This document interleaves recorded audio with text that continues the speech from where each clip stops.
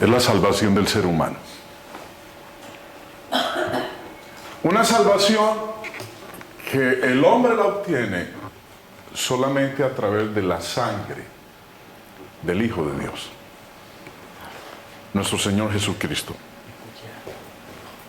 Ahora, no hay nadie que sea totalmente justo, no hay ningún ser humano que pueda venir y reclamarle y decirle a Dios: me merezco la salvación, me debes la salvación.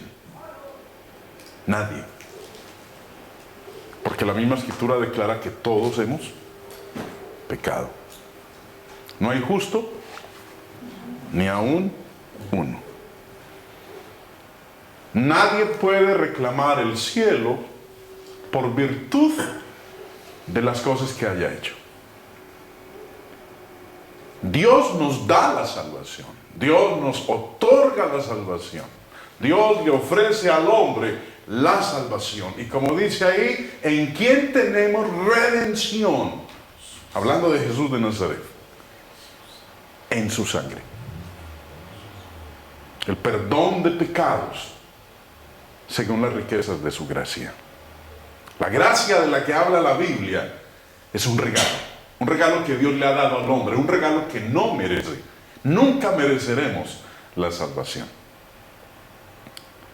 Esta noche yo quiero que hablemos de eso, de esa redención que tenemos por medio de la sangre del Hijo de Dios.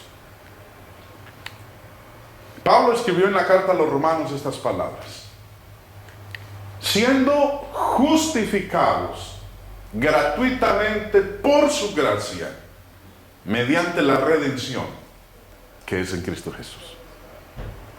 Ahora, interesante lo que dice aquí el apóstol Pablo, porque habla de una gratuidad. Justificado significa ser salvos. Siendo justificados gratuitamente por su gracia, mediante la redención que es a través del Hijo de Dios, Cristo Jesús, a quien Dios puso como propiciación por medio de la fe en su sangre, para manifestar su justicia, a causa de haber pasado por alto en su paciencia los pecados pasados. Jesús es el único Salvador. No hay otro. No hay doctrina, no hay hombre, no hay filósofo, no hay ser humano alguno, ni mujer, así haya sido la madre de Jesús de Nazaret, que pueda darle al hombre la salvación. Ahora, cuando hablamos de Jesús, ¿qué hablamos de él? Cuando usted comparte con alguien del Hijo de Dios, le habla del Hijo de Dios, ¿qué le dice a esa persona del Hijo de Dios? Puede que le diga muchas cosas, pero por mi experiencia puedo decirles que el enfoque que muchos cristianos dan a Jesús no es el enfoque que nosotros encontramos en la Escritura. No es el enfoque que abordaron los apóstoles en el primer siglo. No es el enfoque que los primeros cristianos abordaron en el primer siglo. Hoy estamos en el siglo XXI, 2000 años después. ¿Y de qué hablamos? ¿Hablamos de Jesús? ¿Hablamos de la sangre del Hijo de Dios? Yo quiero, hermanos, que nos tomemos un tiempito y hablemos de esto. Yo valgo la sangre de Cristo. A mí me compraron con sangre. A mí no me compraron con cosas corruptibles como oro o plata. A mí me compró Dios con su sangre. Y no cualquier sangre. Por eso vamos a dedicarle un buen ratito en el tiempo que tengo para hablar de la sangre de la cruz. Ese es el tema de la Biblia. Cuando Eva peca, Dios le dice a ella que iba a aumentar los dolores en sus preñeces, que con dolor daría a luz los hijos, que su deseo sería para su marido, que la simiente de la serpiente que la había engañado iba a herir la simiente de ella en el calcañar. Pero que la simiente de la mujer, Jesús de Nazaret, a esa simiente del diablo, el pecado, le iba a herir en la cabeza. Sangre. Dios siempre ha requerido de sangre. Pero para vencer al diablo, usó su propia sangre. La sangre de Dios. Si usted es hijo de Dios, usted vale sangre. El precio que se pagó por usted fue sangre. Y no cualquiera. En este tema hay varias premisas que quiero que consideremos. La primera que quiero que entendamos por la sangre de la cruz es que el Nuevo Testamento es consagrado por la sangre de nuestro Señor Jesucristo. El escritor a los Hebreos habla de una sangre. En el capítulo 9, capítulo 13 dice en el verso 20: y el Dios de paz que resucitó de los muertos a nuestro Señor Jesucristo, el gran pastor de las ovejas, por la sangre del pacto eterno. Dios tenía un pacto con la humanidad. Un pacto de redimirla con sangre. Es más, el sacrificio de Cristo en la cruz fue algo que Dios planeó desde antes de la fundación del mundo. El apóstol Pedro habla de eso. De que Dios, sabiendo aún antes de crear al hombre que el hombre iba a romper esa comunión que tenía con Dios, Dios lo previó. Y Dios entonces ideó un plan para redimir a la humanidad. Y ese plan era sangre. Por eso habla de la sangre del pacto eterno, el pacto de Dios con su creación, el hombre, de redimirla, de salvarle. La única persona que pudo llevar a cabo eso fue Dios mismo, Dios hecho hombre. Ahora, es únicamente después de la muerte de uno que ese pacto, o el pacto, entra en vigencia. Si usted como padre hace un testamento, va a entrar en vigencia cuando usted muera. Ahora, Dios hizo el pacto, y ese pacto requería de un momento especial y particular para que pudiéramos nosotros entrar a beneficiarnos de él. Dice en Hebreos 9, porque donde hay testamento es necesario que intervenga muerte del testador, porque el testamento con la muerte se confirma, pues no es válido entre tanto que el testador vive. De donde ni aún el primer pacto fue instituido sin sangre. Ahora, ¿qué quiere decir eso? Que Cristo tenía que morir. Y tenía que morir en una cruz.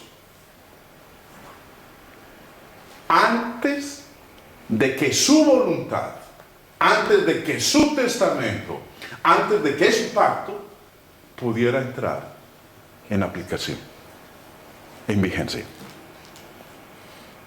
¿Y qué muerte? Porque no fue una muerte cualquiera. Pablo dice en 1 Corintios 11 de la cena que eso a él no se le ocurrió, que eso fue algo que el Señor le mandó. Y dice ahí más abajito: todas las veces que comiereis este pan y bebiereis esta copa, ¿qué anunciamos? La muerte. La muerte del Señor anunciamos hasta cuando Él vuelva. Bueno, ¿qué muerte?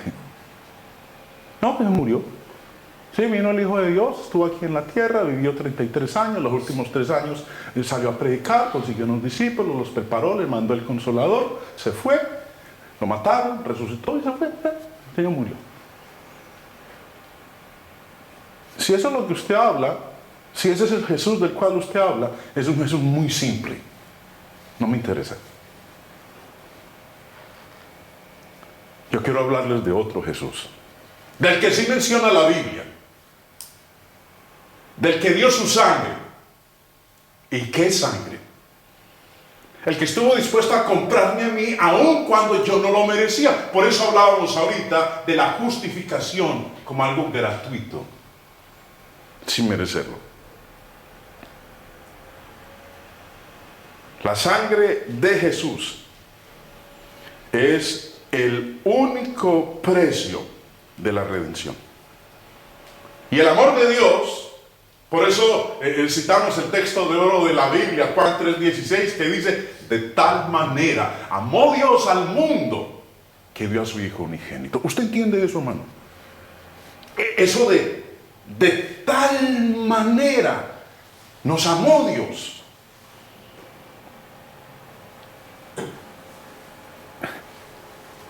Yo llevo varios años luchando conmigo mismo y también con mis hermanos, tratando de que entendamos la dimensión de ese amor. No meramente nos reunimos para tomar la cena del Señor. No, hay algo mucho más profundo detrás de eso.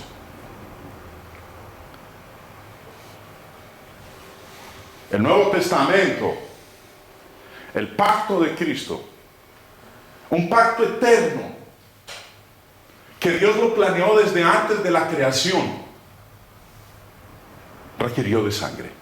Por eso habla de la sangre del pacto eterno. Y lo cumplió. Y esa sangre sigue teniendo aplicación hoy día y seguirá teniendo efectividad hasta cuando Él retorne, que lo estamos esperando. Puede ser esta noche, puede ser mañana, puede ser dentro de un año, dentro de 1000 años, no lo sabemos, pero lo estamos esperando. Y mientras llega ese momento, la sangre del pacto eterno que Dios planeó desde antes de la fundación del mundo sigue teniendo efectividad y vigencia para redimir a la humanidad. La segunda premisa que quiero que consideremos es que los pecados son limpiados por la sangre de Cristo. Es el mejor limpiador detergente que hay para limpiar los pecados. Y en esto me voy a demorar un buen ratito, hermanos, porque esto que ocurrió para que pudiéramos nosotros ser limpiados requirió de mucho amor. Dice Juan en el libro del Apocalipsis, capítulo 1, verso 5: y de Jesucristo, el testigo fiel, el primogénito de los muertos. Cuando habla ahí de el primogénito de los muertos, quiere decir que es el primero que resucitó de entre los muertos. Antes de Jesús encontramos resurrecciones. Él resucitó a Lázaro y a muchos otros. Y si nos vamos al Antiguo Testamento, encontramos también resurrección. Entonces, Él no es el primero en haber resucitado de entre los muertos. Ahí lo dice. Él es el primogénito de los muertos. Ah, sí, muy bien. Antes de Cristo hubo resurrecciones. Pero es el primero que resucitó sin volverse a morir. Porque los otros que resucitaron antes de Él se volvieron a morir. De Jesucristo, el testigo fiel, el primogénito de los muertos y el soberano. Miren lo que habla ahí. El soberano de los reyes de la tierra, al que nos amó y nos lavó de nuestros pecados con su sangre. Pero para poder hacer eso, no fue que simplemente lo cogieron, lo arrestaron, le hicieron un juicio y fueron y lo colgaron en una cruz. Si eso es lo que usted presenta de mí, Señor, no estamos hablando del mismo Señor. Su Señor es muy diferente al mío. Porque aquí habla de un soberano, de un Señor, de el soberano de los reyes de la tierra. Como dicen los mexicanos, ese sí era el mero mero. El chacho. está por encima de todos los reyes de la tierra y que me amó y me lavó mis pecados con su sangre. Lucas nos habla a nosotros en el capítulo 23 de este gran evento de la redención del hombre. Y quiero que le presten atención porque nos dice que después de haber tenido Pilato, el gobernador romano, la conversación con el Señor Jesús, descubrió que era inocente. Durante su primera entrevista se dio cuenta que era inocente y quiso soltarlo. Lo mandó donde Herodes. Cuando se dio cuenta que Jesús era de Galilea, lo mandó donde Herodes, porque Herodes era el que administraba esa parte del imperio romano. Jesús lo llevaron donde Herodes. Después Herodes lo devolvió nuevamente donde Pilato. Y Pilato nuevamente lo interroga, habla con él y se da cuenta, este hombre es inocente. Y 7 veces lo declaró inocente. Y dijo, lo voy a soltar. ¿Después de qué? De castigarle. Como para calmar a los judíos.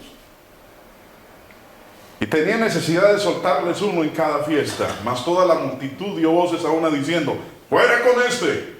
Y suéltanos a Barrabás. Este había sido echado en la cárcel por sedición en la ciudad y por un homicidio. Les habló otra vez Pilato queriendo soltar a Jesús. Pero ellos volvieron a dar voces diciendo, ¡crucifícale! ¡Crucifícale! Él les dijo por tercera vez, pues ¿qué mal ha hecho este? Ningún delito digno de muerte ha hallado en él. Le castigaré pues y le soltaré. Pilato quería soltarlo. Quería liberarlo, sabía que era un hombre inocente, sabía que estaba ahí por envidia, lo habían traído por envidia. Estaban celosos de él porque el pueblo, el común lo escuchaba, atendía. Su mensaje era muy diferente a lo que ellos proclamaban. Y dijo, esta gente quiere matarlo siendo un hombre inocente. Bueno, yo le voy a castigar y luego le voy a soltar. Y ellos le dijeron, si lo haces, te conviertes en enemigo de César. No pudo soltarlo. Entonces soltó a Barrabás. Pero antes de que el Señor Jesús fuera a la cruz, lo castigó. ¿Y de qué manera? Préstele atención a esto. Mateo, Marcos y Juan nos dicen que después de que lo azotó, lo entregó para que lo crucificara. ¿Alguna vez usted ha pensado en ese azotamiento que le hicieron al Señor?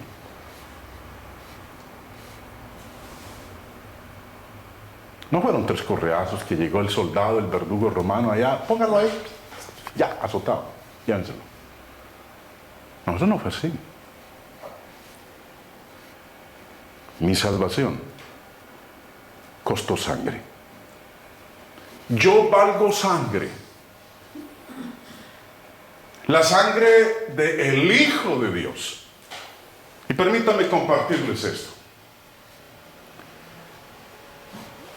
Esta imagen la extraje de la película de Mel Gibson, La Pasión de Cristo. La criticaron todo lo que quisieron. Que muy violenta, que muy sangrienta. La verdad es que lo que muestra ahí Mel Gibson en esa película es la realidad de lo que era un azotamiento romano a aquel que iba a ser crucificado. El señor Alfred Edersheim, en su libro La vida y los tiempos de Jesús el Mesías, en la página 533 de su libro, hablando de cómo era el azotamiento en esa época, dice, pero por más que fuera modificado y sin repetir el horroroso realismo de que da cuenta Cicerón, los azotes eran la terrible introducción a la crucifixión y se le llamaba la muerte intermedia. ¿Por qué se le llamaba la muerte intermedia? Porque la mayoría de las veces, la persona a quien azotaban no terminaba viva. Se moría en el azotamiento. Despojado de sus vestidos, con las manos atadas y la espalda inclinada, se ataba a la víctima a una columna o una estaca enfrente del pretorio. Devuelvo la imagen para que tengan una idea de qué fue lo que hicieron con el Señor. No fue que lo cogieron ahí, llegaron a ver unas azotes, ya listo, que siga el proceso. Lo amarraron, lo ataron a una estaca para que no huyera, para que pudiera estar ahí amarrado y que el verdugo romano llegara y le aplicara los 39 azotes, que era lo que demandaba la ley romana. Algunas veces más. 39 azotes. Ahora, ¿cómo era el azote? Sigue diciendo el señor Alfred Edersheim en su libro. A las tiras de cuero de los azotes se añadían pedacitos de plomo o clavos y huesos que laceraban la espalda, el pecho y la cara hasta que la víctima caía ante el juez hecha una piltrafa de carne ensangrentada. El azote tenía bolas de plomo, pedazos de hueso y metal en los flecos, que cuando llegaba el verdugo romano a azotar, siempre esos flecos se enredaban en los brazos, o en el cuello, o en el torso, o en las piernas, y quedaban incrustados ahí los huesos y el metal. ¿Y qué hacía el soldado romano? No iba ya a separar fleco por fleco para continuar con el azotamiento, sino que lo que hacía era alarlo con toda su fuerza, y cuando alaba, ¿qué ocurría? Le abría las entrañas. Quedaban sus músculos expuestos, sus tendones, y empezaba a correr la sangre. Por eso, como dice, al final, cuando terminaba, la víctima caía ante el juez hecha una piltrafa de carne ensangrentada.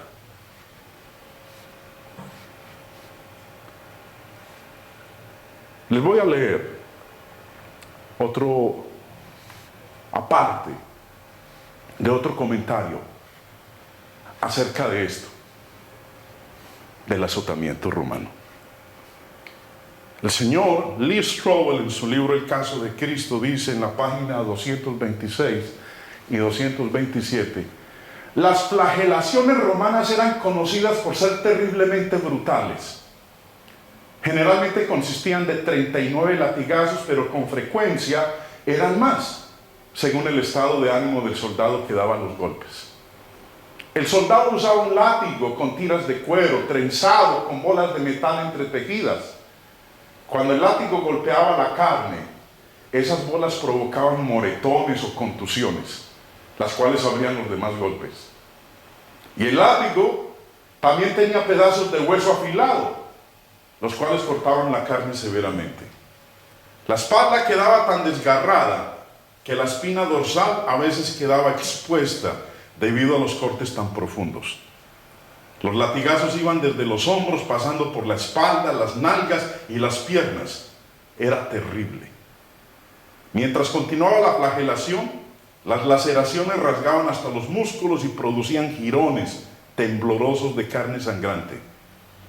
Un historiador del siglo III llamado Eusebio describió una flagelación de la siguiente manera.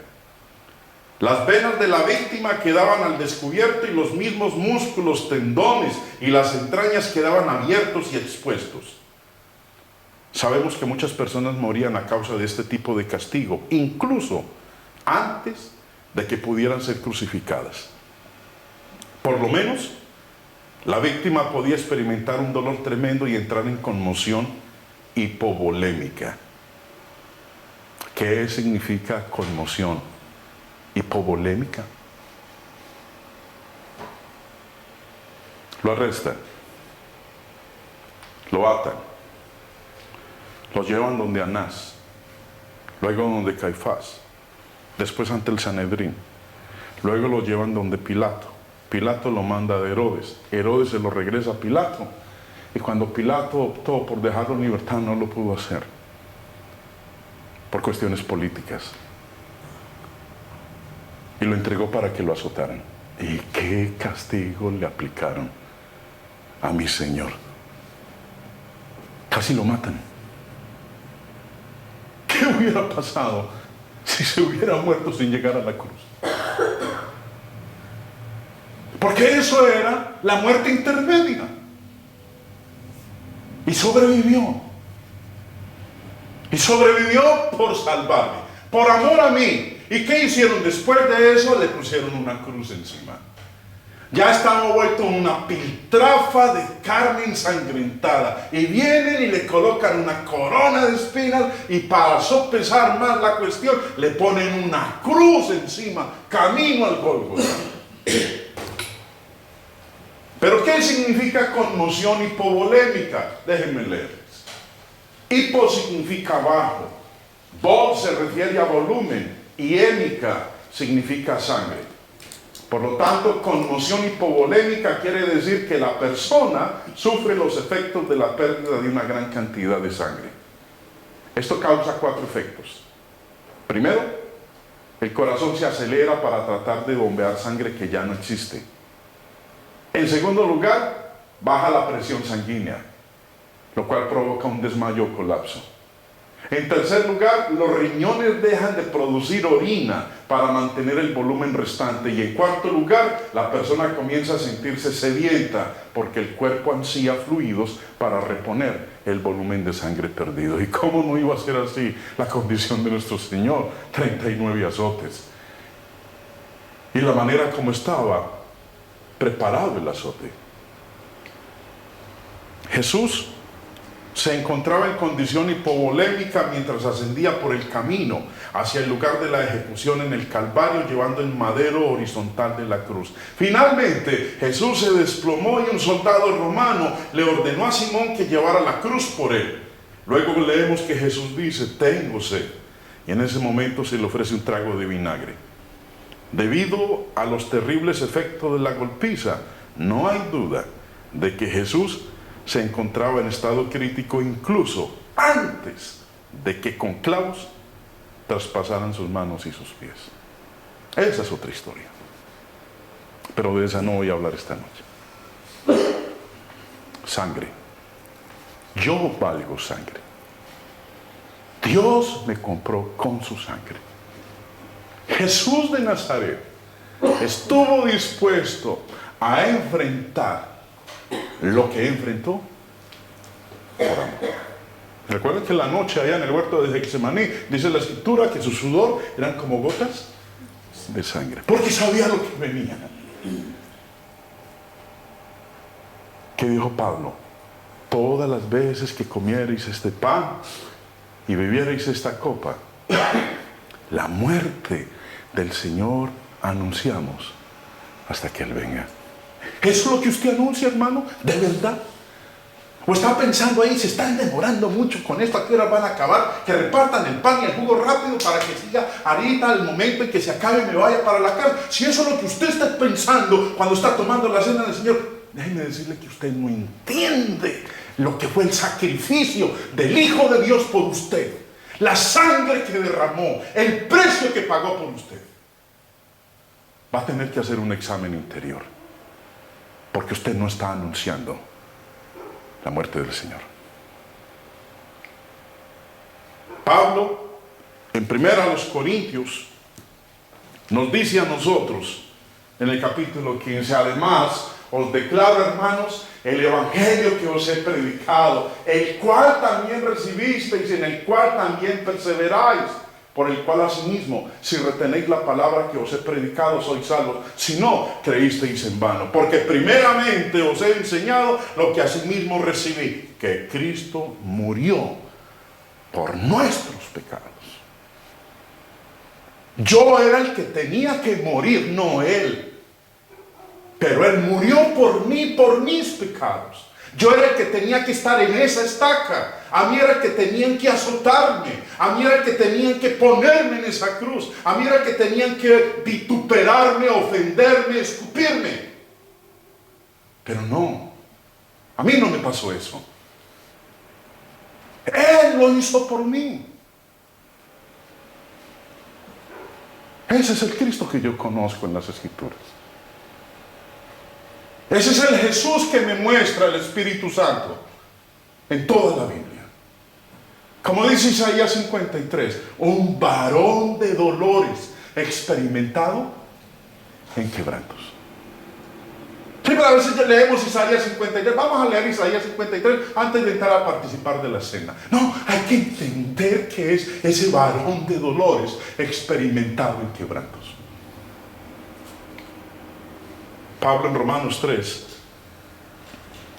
nos dice algo muy interesante. Y es esto. Siendo justificados, recordemos que empezamos con este texto. Siendo justificados gratuitamente por su gracia, mediante la redención que es en Cristo Jesús, a quien Dios puso como propiciación. Ahora, he resaltado ahí la palabra, el término propiciación, porque la voy a explicar. Si usted no la entiende, yo se la quiero explicar. A quien Dios puso como propiciación por medio de la fe en su sangre. Hay que tener fe en la sangre del Hijo de Dios. Y como dice ahí la parte final, para manifestar su justicia, a causa de haber pasado por alto en su paciencia los pecados pasados. El diccionario griego del señor Vine, y lo voy a utilizar para explicar el término, porque cuando Pablo escribió el texto a los romanos, no lo escribió en español. Él no hablaba español, él hablaba otro idioma. Ahora tenemos las Biblias en español, una traducción. Por eso a veces nos es necesario ir al idioma original, buscar la palabra y el significado, la definición que nos da el diccionario del idioma original del término. Si lo leemos, a quien Dios puso como propiciación. Pero hay algo muy especial. Hay un mensaje detrás de ese término propiciación. Dice el señor Vine en su diccionario definiendo el término propiciación, dice relacionado con el término, viene de ese término griego, relacionado con este, dice, es considerado como el neutro de un adjetivo significando propiciatorio. Bueno, entonces miremos qué significa propiciatorio. Nos dice el mismo señor Vine que sí, propiciatorio significa la tapa o cubierta del arca de la alianza, significa el propiciatorio. Supongo, creo que no me equivoco, que ustedes saben que el arca, donde Dios guardó las tablas de la ley, la vara de Aarón que reverdeció, el maná, le puso una tapa. Esa tapa se llamaba o se llama el propiciatorio. Era la cubierta. Era con lo que se cubría. Y cuando la Biblia habla de nuestro Señor Jesús como la propiciación, quiere decir que Él es la tapa con la cual Él cubrió o tapó nuestros ¿qué? Nuestros pecados. Y una vez al año, en el Antiguo Testamento, la Biblia nos enseña que los pecados no eran perdonados en el Antiguo Testamento. Que se hacía memoria de ellos una vez al año. Que llegaba el sumo sacerdote, tomaba la sangre de los animales que habían sido sacrificados y entraba al lugar santísimo. Porque allá en el lugar santísimo estaba el arca. Y esa sangre la derramaba sobre la tapa del arca. En conmemoración, en recordación de los pecados de todo el pueblo. Pero aquí llega Jesús. La tapa o cubierta del arca de la alianza significa el propiciatorio, llamado así por la expiación que se hacía una vez al año, en el gran día de la expiación. La cubierta, para su forma, el término hebreo es caporet, la cubierta, significado relacionado con la cubierta o hecho de quitar el pecado mediante un sacrificio expiatorio. Cristo es el instrumento con el cual Dios ha tapado, ha cubierto todos nuestros pecados. Por eso lo llama la propiciación por nuestros pecados. Pero en Hebreos, bueno, antes de llegar a Hebreos, el término hebreo que leíamos ahorita, que es caporet, nos dice que significa propiciatorio, significa tapa, usado de la cubierta del arca sagrada. Era con lo que se cubría el arca, con lo que se tapaba el arca. Y el simbolismo aplicado a nuestro Señor Jesús es lo que he venido repitiendo desde hace 5 minutos. Él es la tapa, la cubierta con la cual Dios ha cubierto, valga la redundancia, ha cubierto nuestros pecados. Romanos 3:25, y lo voy a leer en la versión moderna porque me gusta mucho cómo expresa el texto que estábamos leyendo ahora. Dice: a quien Dios ha propuesto como sacrificio expiatorio por medio de la fe en su sangre. Él es el sacrificio que cubrió nuestros pecados. Él es la tapa con la cual Dios ha limpiado nuestros pecados. Vamos a hacer una lectura larga para que tengamos más o menos la idea de esto.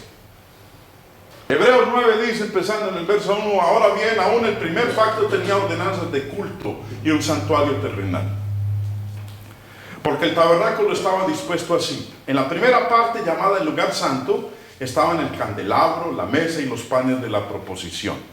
Tras el segundo velo estaba la parte del tabernáculo llamada el lugar santísimo, el cual tenía un incensario de oro y el arca del pacto cubierta de oro por todas partes, en la que estaba una urna de oro que contenía el maná, la vara de Aarón que reverdeció y las tablas del pacto, y sobre ella querubines de gloria que cubrían el propiciatorio, de las cuales cosas no se puede ahora hablar en detalle. Y así dispuestas estas cosas, en la primera parte del tabernáculo entran los sacerdotes continuamente para cumplir los oficios del culto, pero en la segunda parte, solo el sumo sacerdote una vez al año, no sin sangre, la cual ofrece por sí mismo y por los pecados de ignorancia del pueblo, dando el Espíritu Santo a entender con esto que aún no se había manifestado el camino al lugar santísimo, entre tanto que la primera parte del tabernáculo estuviese en pie, lo cual es símbolo para el tiempo presente, según el cual se presentan ofrendas y sacrificios que no pueden hacer perfecto en cuanto a la conciencia del que practica ese culto, ya que consiste solo de comidas y bebidas, de diversas abluciones y ordenanzas acerca de la carne, impuestas hasta el tiempo de reformar las cosas. Pero estando ya presente Cristo, sumo sacerdote de los bienes venideros, por el más amplio y más perfecto tabernáculo, no hecho de manos, es decir, no de esta creación, y no por sangre de machos cabríos ni de becerros, sino por su propia sangre, entró una vez para siempre en el lugar santísimo, habiendo obtenido eterna redención. Porque si la sangre de los toros y de los machos cabríos y las cenizas de la becerra rociadas a los inmundos santifican para la purificación de la carne, ¿cuánto más la sangre de Cristo, el cual mediante el Espíritu eterno se ofreció a sí mismo sin mancha a Dios, limpiará vuestras conciencias de obras muertas para que sirváis al Dios vivo? Así que por eso es mediador de un nuevo pacto, para que interviniendo muerte para la remisión de las transgresiones que había bajo el primer pacto, los llamados reciban la promesa de la herencia eterna. El judío que vivió antes de Cristo, sus pecados no le eran perdonados. El sumo sacerdote una vez al año entraba al lugar santísimo con la sangre de los sacrificios y la derramaba sobre el propiciatorio, la tapa del arca. Pero eso que hacía apuntaba a esto, a la sangre de Cristo. A que cuando Él viniera, todos aquellos judíos que durante cientos de años esperaron la llegada del Mesías, pudieran recibir el perdón que solamente se obtiene a través de la sangre de Cristo. Miren lo que dice el texto. Así que por eso, verso 15, es mediador de un nuevo pacto, para que interviniendo muerte para la remisión de las transgresiones que había bajo el primer pacto. En el primer pacto los pecados no eran perdonados, eran recordados.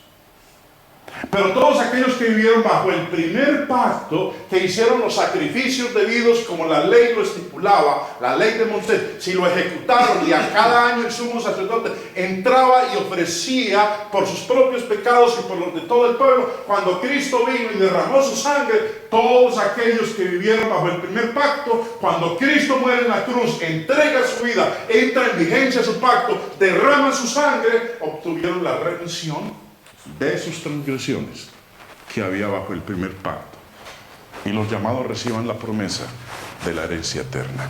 Cuando Cristo muere, todos los que vivieron antes de Él, los miles y millones de judíos que vivieron antes de Él, ese día, cuando Él entrega el Espíritu a las 3 de la tarde y entra en vigencia su pacto, en ese momento todos sus pecados les fueron perdonados. Ese es el poder de la sangre del Hijo de Dios. La sangre del pacto eterno, de la cual usted también, como yo, nos hemos beneficiado. La tercera premisa que quiero que entendamos de la sangre de la cruz es que la iglesia fue comprada con la sangre de Cristo. Y quiero hablar de esto porque el pueblo de Dios es llamado, como dice en Hechos 20:28, la iglesia de Dios, la cual Él compró con su propia sangre. ¿Quién compró la iglesia? Dios. ¿Y con qué la compró? Con su propia sangre. ¿Y cuánto le costó comprarla? Lo que hicieron con Él, la tortura que infligieron en Él. Esos que dicen que la iglesia no es importante, no entienden el sacrificio del Hijo de Dios. ¿Qué le importa dónde asista uno? Pues va a tener otra vez que analizar lo que implicó nuestra redención. Dios mismo compró su iglesia con su propia sangre. Y la importancia de la iglesia es evidente en el precio que Dios tuvo que dar para comprarla. Esto hace una gran diferencia con respecto a la iglesia a la cual uno pertenece. Porque la mayoría de los seres humanos hoy en día pertenecen a iglesias que el Señor no ha comprado. Él solamente compró una, con su propia sangre. La sangre de Cristo, la sangre de Dios fue pagada únicamente por su iglesia. Hay muchas iglesias hoy con cabezas de origen humano, con muchos cuerpos. Es más, mire, Pablo dice en Efesios 1, y todo sometió bajo sus pies y lo dio por cabeza sobre todas las cosas a la iglesia, la cual es su cuerpo, la plenitud de aquel que todo lo llena en todo. Esa iglesia que Él compró con su sangre dice que es su cuerpo.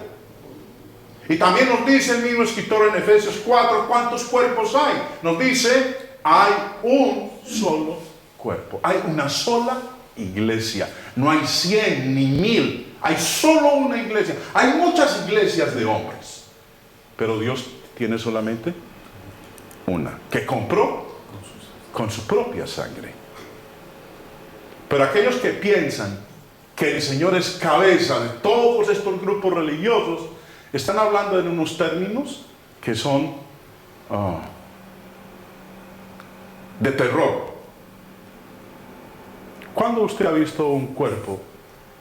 ¿Cuándo ha visto usted una cabeza con dos cuerpos? Yo las he visto en internet. Las han pasado en la National Geographic o en Discovery Channel. Dos personas caminando, una sola cabeza. Pero eso se llama ¿qué? Eso es un fenómeno. Eso no es natural. Nosotros vemos, por ejemplo, dos cerdos con una cabeza. O vemos también una cabeza de pez con dos cuerpos. Eso es un fenómeno. Eso es contra natura. Ese no es el orden de la ley que Dios estableció. Eso se llama fenómeno. Y obviamente,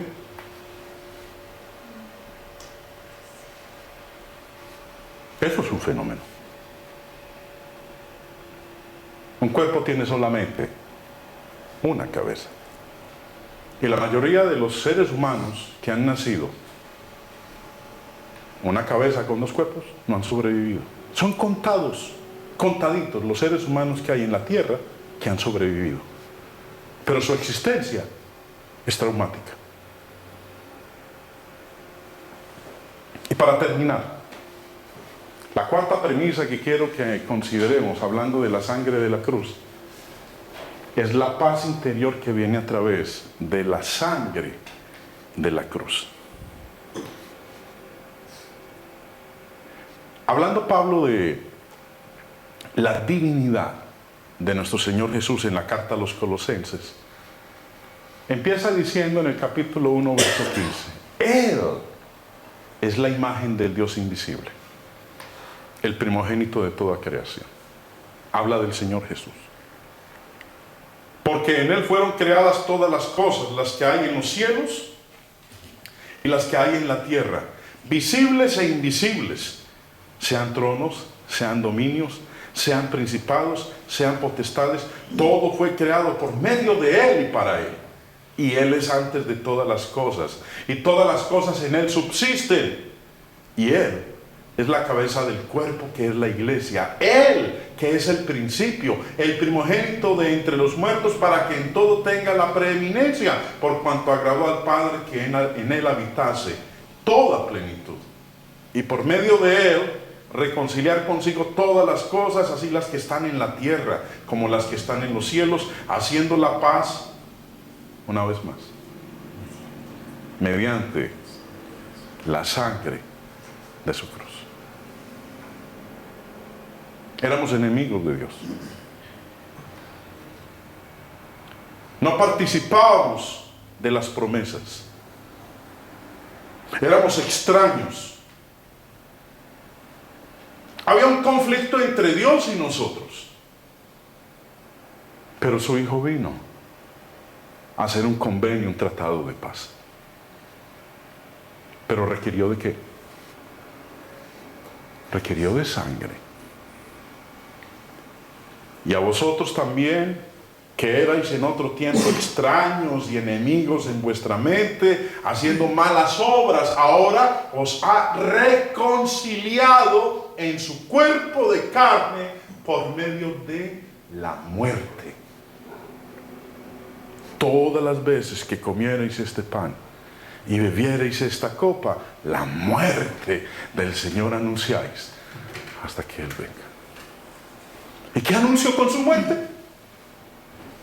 Mi reconciliación con Dios. Eso es lo que anuncio de entre todas las cosas que anuncio. Para presentaros santos y sin mancha e irreprensibles delante de Él. Por eso dice Pablo en este verso 7 de Filipenses 4, y la paz de Dios, que sobrepasa todo entendimiento. A nosotros nos cuesta mucho trabajo llegar a entender la dimensión de lo que Dios hizo por salvarnos. Por eso el texto de oro: de tal manera amó Dios al mundo que dio a su Hijo unigénito, para que todo aquel que en Él cree no se pierda, mas tenga vida eterna. La paz de Dios, la paz que fue lograda gracias a la sangre de su Hijo, a lo que Él enfrentó, a la tortura que tuvo que experimentar, a lo que hicieron con Él, los vituperios, todos los flagelos que le aplicaron, y lo último que pasó en esa cruz, de lo cual no he hablado en esta noche. La paz de Dios que sobrepasa todo entendimiento guardará vuestros corazones y vuestros pensamientos en Él, que es mi Maestro, mi Señor, mi Redentor, Cristo Jesús. Yo valgo la sangre de Cristo, y como tal he de comportarme como alguien por quien se pagó sangre, la sangre de Dios.